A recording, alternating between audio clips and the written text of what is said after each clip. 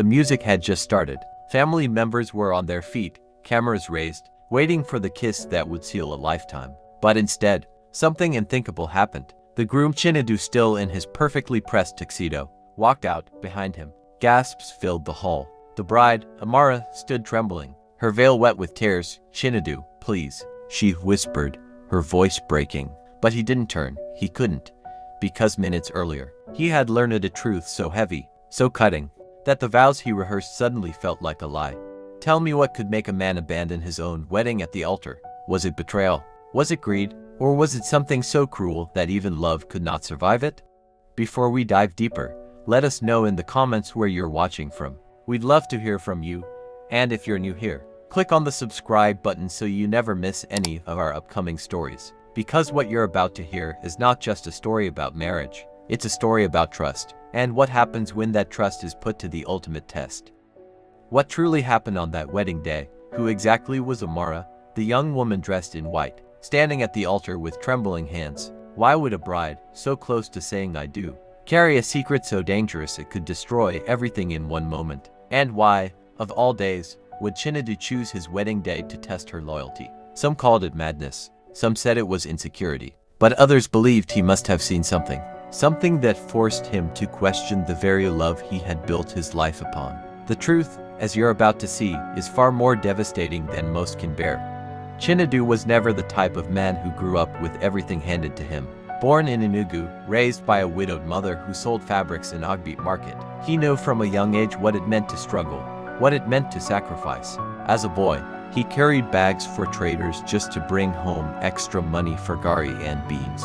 Later, he worked his way through university, taking night shifts as a security guard so he could pay his fees. He was the kind of man who believed that with hard work, patience, and faith, life could eventually reward you. And in his eyes, that reward came in the form of one person, Amara. She was different from the women he had known.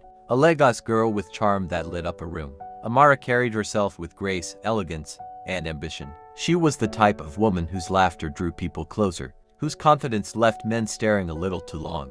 When Chinedu first saw her at a cousin's birthday party, he was stunned not just by her beauty but by the way she seemed untouchable, like a dream standing in the middle of a crowded room. To his surprise, she noticed him too. A simple smile turned into a conversation, and by the end of the night, they had exchanged numbers. Their relationship blossomed quickly. Long late-night calls, endless chats, weekend visits that turned into promises of forever. Chinedu told himself, finally, God has remembered me. His friends often teased, saying he was punching above his weight. But Chinedu never cared. In Amara's eyes, he felt seen, valued, loved. He introduced her to his mother within 6 months, and even Mama admitted she was impressed by how respectful and well-mannered the young woman seemed. But not everyone was convinced. His closest friend, Emeka, pulled him aside one evening. "Nadu, shine your eyes," he warned. "That girl find too much. Girls like that no day look our side without reason. Just be careful." Chinedu laughed it off, brushing it aside as jealousy or unnecessary suspicion. Love, after all, is blind, especially when it feels too good to be true. Yet, small details began to whisper louder with time. Calls she would cut short whenever he walked into the room. Excuses about late-night work meetings that didn't quite add up. New designer handbags that Chinedu knew his modest salary could never have afforded. But each time he asked, Amara had a way of brushing it off with a smile, placing her soft hands on his face and saying, "Baby, you worrying too much. Don't you trust me?" And of course, he did. Or at least, he wanted to. To his friends and family, their love looked perfect. Social media was flooded with matching outfits, birthday surprises, and captions about my forever. But behind the carefully curated smiles, doubts grew silently in Chinedu's heart. Because sometimes, when she thought no one was watching, Amara's eyes seemed to wander. By the time their wedding day was just months away, the uneasiness in Chinedu's heart had become too loud to ignore. At first, it was little things. Her phone always on silent when she was with him. The way she would smile at her messages, but turn the screen away whenever he leaned closer. Then came the strange expenses. Payments he couldn't trace, unexplained transfers. And weekends she claimed to be visiting her cousins but returned with clothes and perfumes he had never seen before. One night, unable to sleep, Chinedu picked up Amara's phone while she was in the bathroom, but it was locked with a code he didn't know. That was when the thought truly struck him. If she has nothing to hide, why is she guarding her phone like it holds her soul? The doubts began to eat him alive. He confided in Emeka, who sighed heavily before saying, "Nadu, you know go like wetin you fit find out. But if you know the truth, test her. Woman way love you know go fail loyalty test." At first, Chinedu rejected the idea. Testing the woman he loved felt wrong, almost cruel. But as the days crept closer to the wedding, his spirit grew restless. He prayed, fasted, even asked God to show him a sign. But no sign came, just silence, and that silence became unbearable. So, he made a choice. He planned a test that would either give him peace or break his heart. On the morning of their wedding, while guests were already arriving, while the hall was being decorated with flowers and music filled the air, Chinedu set his plan in motion. Through a trusted cousin, he arranged for Amara to be approached by someone posing as a wealthy business figure, a man who could offer her more than Chinedu ever could. The bait was simple, an invitation, laced with promises of wealth, influence, and a future far brighter than what Chinedu's modest salary could provide. It was risky, it was desperate, but Chinedu told himself, better to know the truth today than to live a lifetime of lies. And then, just hours before she was meant to walk down the aisle, the truth revealed itself. Amara accepted the invitation. Instead of staying in the bridal room, where her makeup artist had just finished with her, she sneaked out quietly, her white gown lifted slightly so it wouldn't drag on the dusty floor outside. And there she was, caught on camera, walking into a hotel room with the very man sent to test her loyalty. The moment Chinedu saw the footage, his world came crashing down. His chest grew heavy, his eyes burned, his body trembled. This wasn't suspicion anymore. This was truth. And in that moment, just hours before he was supposed to pledge his life to Amara, Chinedu realized the woman he thought was his future was already a living lie. So the wedding hall was already filled when Chinedu returned. Guests fanned themselves with the program sheets. Children ran between the decorated chairs. And the MC rehearsed his opening lines. But as Chinedu walked through the doors, his eyes told a story no one could yet understand. He looked pale, broken, like a man who had just stared death in the face. He didn't smile. He didn't greet. He simply asked for the microphone. At first, people thought it was nerves, a groom about to make a short announcement before the ceremony began. But when his voice cracked, the silence in the hall grew heavy. "My people," he said, his words trembling, "I stand before you today, not to celebrate, but to reveal the truth. A truth that has shattered me." Gasps spread across the room. Amara's mother rushed forward, confused. The bride herself, still in her flowing gown, froze by the side of the altar. "Chinedu, what are you saying? What truth?" she stammered, forcing a shaky smile. He turned toward her, his eyes glistening with tears. "Amara, on this very morning, when you should have been preparing to become my wife, you were with another man. I have proof." The hall erupted. Chairs scraped. Guests whispered frantically. Some even stood to catch a glimpse of Amara's face. She shook her head violently, her veil swaying. "It's a lie. He's trying to disgrace me," she cried, her voice sharp, desperate. But Chinedu pulled out his phone and played the video. There it was, grainy footage, but clear enough. Amara lifting her gown as she walked into that hotel room. The silence that followed was louder than any shout. Mothers gasped, fathers shook their heads in disbelief, and friends who once praised her beauty now muttered words of shame. Within minutes, the families clashed. Amara's relatives accused Chinedu of setting a trap, of humiliating their daughter on the biggest day of her life. "What kind of man spies on his own bride?" they shouted. Chinedu's family, furious and heartbroken, fired back. "What kind of bride sneaks into a hotel room hours before her wedding?" The priest begged for calm. The MC dropped his microphone, and the once joyous hall turned into a battlefield of accusations and shame. But for Chinedu, the noise around him felt distant, muffled, as though the world itself had gone silent.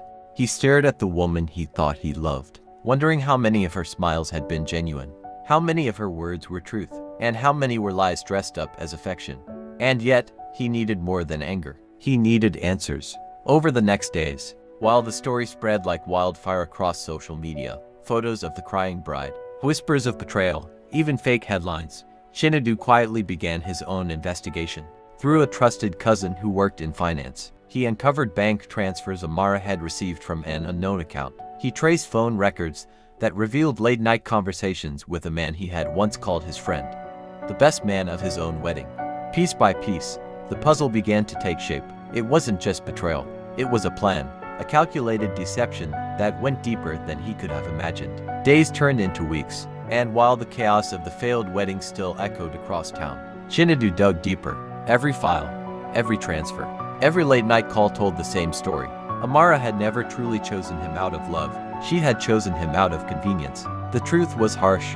Amara had been seeing his best man, Obinna, for months. Messages revealed how they laughed behind Chinedu's back, mocking his simplicity, mocking his dreams. In one message, Amara wrote, "Let me just marry him. His family is comfortable enough, and when he's out of the way, we can plan our own future." It was never about love. It was about status, about securing a name, a family, and the appearance of a perfect life, while secretly nurturing something else in the shadows. Obinna had promised her wealth and a brighter future if she could go through with the marriage, secure her position, and keep him close at the same time. For Chinedu, every word was like salt on an open wound. This wasn't just betrayal, it was mockery, a performance staged at his expense. The pieces fell into place. The handbags, the perfumes, the unexplained money, they weren't gifts from cousins or innocent surprises. They were rewards, payments for her silence, tokens of an affair she had no intention of ending.